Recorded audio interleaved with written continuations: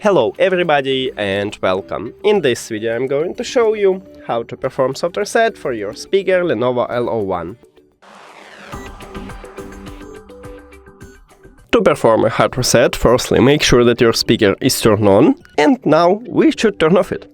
So, at the bottom of the speaker we have a power button. It's located near to the micro USB port.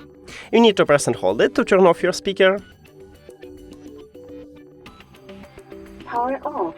And now your speaker is disconnected from your phone, so we need to turn on it to reconnect it to your phone. So press and hold power button again. Power on. And now we should have connection. We did it! Thank you for watching this video. If you found it helpful, please consider subscribing to the channel and leave the like on the video. See you later!